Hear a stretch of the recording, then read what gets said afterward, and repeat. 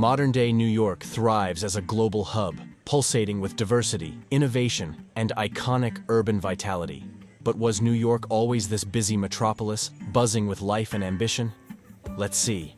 The first native New Yorkers were the Lenape, an Algonquin people who hunted, fished, and farmed in the area between the Delaware and Hudson rivers.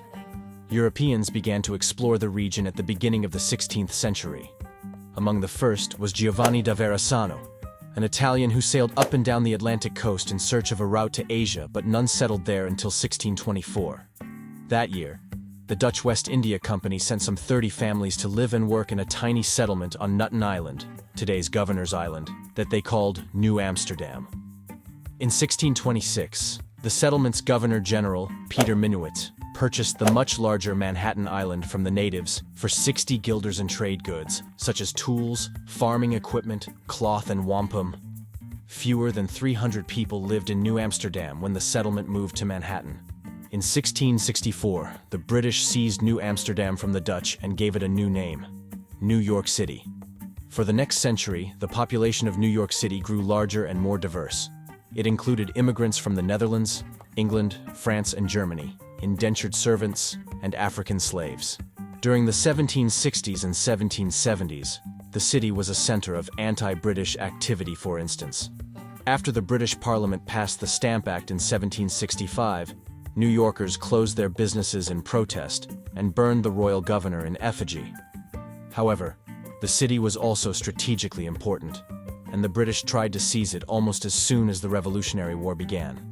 In August 1776, despite the best efforts of George Washington's Continental Army in Brooklyn and Harlem Heights, New York City fell to the British. It served as a British military base until 1783. The city recovered quickly from the war, and by 1810, it was one of the nation's most important ports. It played a particularly significant role in the cotton economy. Southern planters sent their crop to the East River docks, where it was shipped to the mills of Manchester and other English industrial cities. Then, textile manufacturers shipped their finished goods back to New York. As the city grew, it made other infrastructural improvements. In 1811, the Commissioner's Plan established an orderly grid of streets and avenues for the undeveloped parts of Manhattan, north of Houston Street. In 1837, construction began on the Croton Aqueduct, which provided clean water for the city's growing population. 8 years after that, the city established its first municipal agency, the New York City Police Department. At the turn of the 20th century, New York City became the city we know today. In 1895, residents of Queens, the Bronx, Staten Island, and Brooklyn, all independent cities at that time, voted to consolidate with Manhattan to form a 5-borough Greater New York. As a result, on December 31, 1897, New York City had an area of 60 square miles and a population of a little more than 2 million people.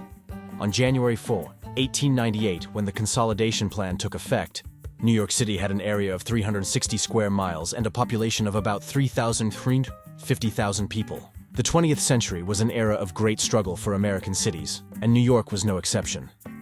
The construction of interstate highways and suburbs after World War II encouraged affluent people to leave the city, which combined with deindustrialization and other economic changes to lower the tax base and diminish public services.